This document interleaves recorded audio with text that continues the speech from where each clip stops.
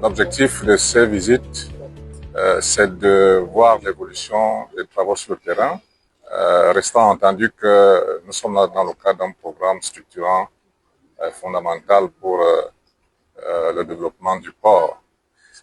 Au stade, à cet instant, nous sommes sur le site de construction de silos de stockage de céréales.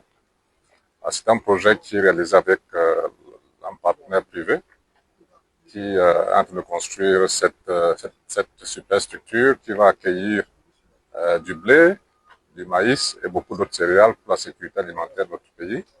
Et je voudrais rappeler que c'est l'un des ouvrages que le chef d'État a annoncé en 2011, parce que quand on parle d'ouvrages d'accounage, il s'agit de superstructures qui permettent d'accueillir des marchandises de toutes sortes. Et dans le cas d'espèces, il s'agira de céréales, comme je l'ai souligné, du maïs, du blé, du rouble, etc., etc. En dehors donc de ces ouvrages d'accounage, nous avons également visité les chantiers routiers parce que nous avons entrepris de développer la zone aval du port pour essayer d'ouvrir des espaces de mobilité pour ceux qui s'installent dans le port.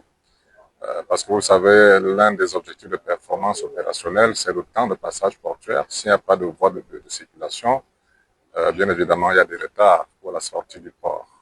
À côté de cela, nous avons entrepris comme autre ouvrage d'accounage la construction d'un 4e quai pour le terminal à conteneurs. Ce 4e quai va augmenter les capacités de manutention au niveau de cette installation portuaire, restant entendu que la principale mission de la régie du terminal à conteneurs, c'est de faire de l'accounage spécialisé dans les marchandises qui arrivent en conteneur. Donc, globalement, nous avons vu que les travaux avancent normalement et que ce qui est réalisé est fait selon les règles de l'art. Nous avons visité également l'immeuble siège de la RTC qui est en construction.